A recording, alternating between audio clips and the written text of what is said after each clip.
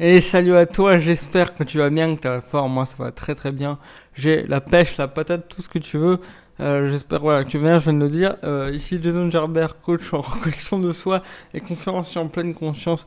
Et aujourd'hui j'aimerais te parler de discipline et de comment être discipliné. Et ouais, ça peut paraître un petit peu étonnant de la part de quelqu'un qui veut reconnecter les autres, enfin déjà moi et les autres, à ce qu'ils sont, sans forcer, sans faire d'efforts. Et moi, en fait, j'en parle déjà parce que moi, je suis quelqu'un qui a du mal à être discipliné au quotidien.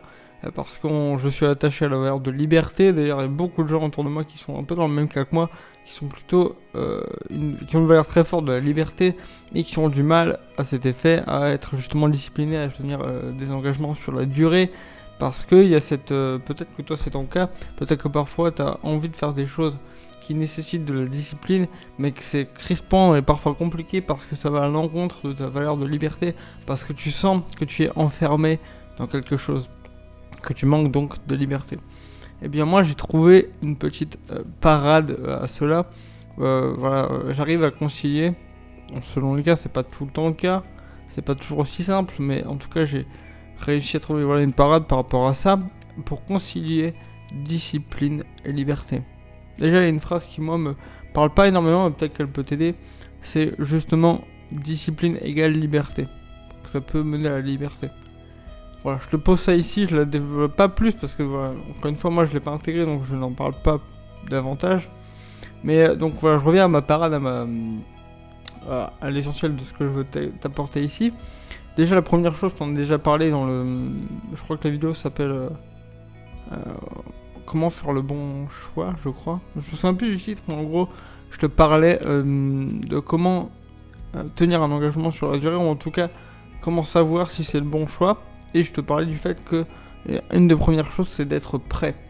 Et de faire le choix en conscience par rapport à soi-même, et non pas à l'extérieur, par rapport à un but de plaire ou de devoir faire les choses par obligation.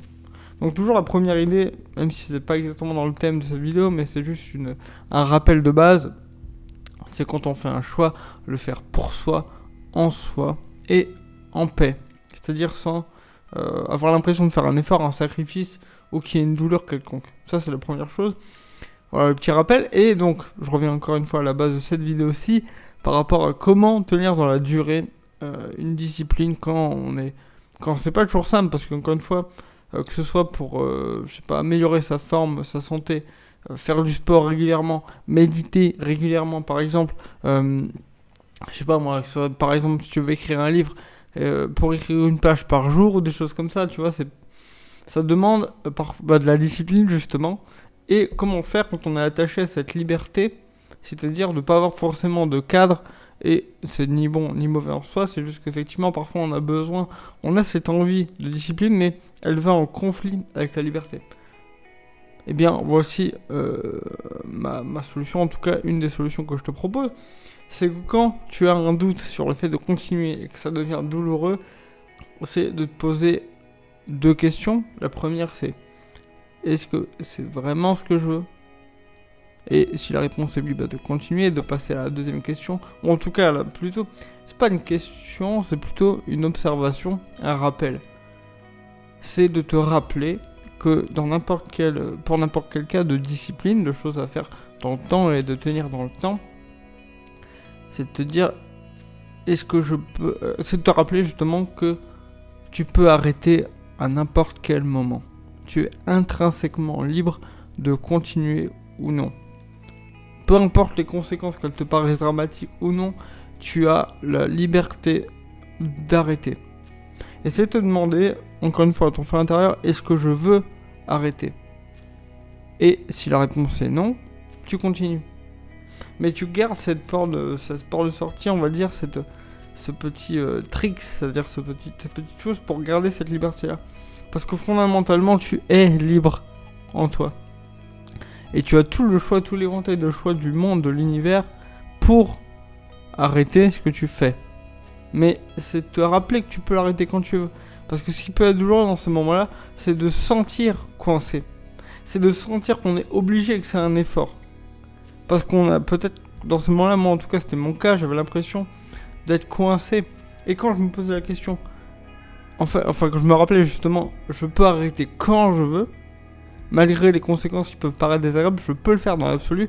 Personne ne me menace physiquement, et dans 99% des cas, notre vie n'est pas en danger si on arrête. On n'a personne qui nous force, qui nous oblige, qui nous fait un flingue sur la tempe. Donc on est libre de le faire. Essaye de te rappeler de ça et de savoir, ok, si je sais ça, que je le remets en conscience, est-ce que j'ai envie de continuer ou non? Parce que je suis libre de partir quand je veux ou d'arrêter quand je veux. Et si la réponse est non, bah tu continues dans la paix, dans la sérénité, avec joie. Et hop, la contrainte disparaît et la douleur disparaît, si c'est vraiment fait en conscience. Je prends un exemple pour illustrer ça. Quand j'étais étudiant en droit, je crois que jusqu'à la licence, donc c'est les trois premières années, je me souviens que la deuxième était particulièrement difficile. D'ailleurs, je l'avais redoublée et j'étais en train de réviser. Et dès que je révisais pour des partiels, que par exemple pendant les vacances de Noël, de Nouvel An, j'allais pas...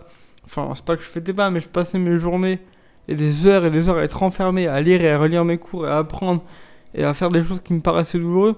Le nombre de fois où je voulais abandonner, enfin, c'était juste incroyable. Et ce que je faisais pour...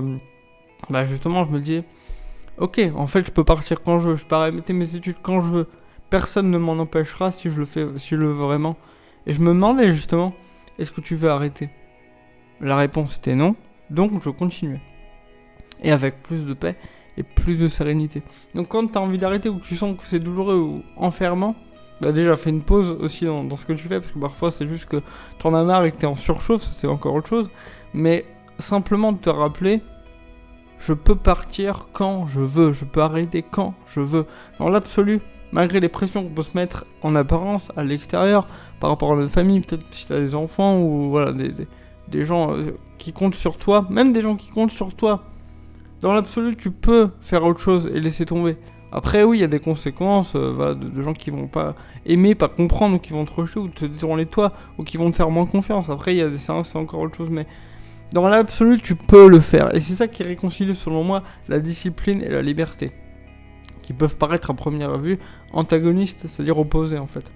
Voilà, c'est ce que je voulais te parler de cette vidéo, pour avoir plus de paix et peut-être changer ton point de vue sur la discipline, en tout cas donner une petite clé de compréhension, de vision différente. Et moi, clairement, ça m'aide énormément, moi qui suis très attaché à la liberté, au fait de se laisser de l'attitude et de la marge en fait de mouvement. Ça m'aide énormément, et même pour ce défi de vidéo, parfois quand je me dis putain mais c'est contraignant, ça me fait chier, je me dis tu peux partir quand tu veux. Est-ce que tu veux partir? Non. Alors je continue. Voilà. C'est ça que je voulais te parler dans cette vidéo là. Je pense qu'elle peut t'aider, en tout cas si c'est le cas et si elle t'a plu. N'hésite pas à mettre un pouce bleu, à la partager si tu penses qu'elle peut aider à impacter d'autres personnes autour de toi qui ont peut-être besoin de ce rappel là. Ça peut sûrement les aider. Et voilà, je t'invite aussi à t'abonner à cette chaîne si ça n'est pas déjà fait. C'est une vidéo par jour, tous les jours. Voilà, pour t'aider à te recentrer, à te donner la légèreté dans ta vie et à te foutre la paix, ultimement. Voilà ce que je voulais te parler dans cette vidéo là. Prends soin de toi, je te dis à demain et tout simplement, ciao.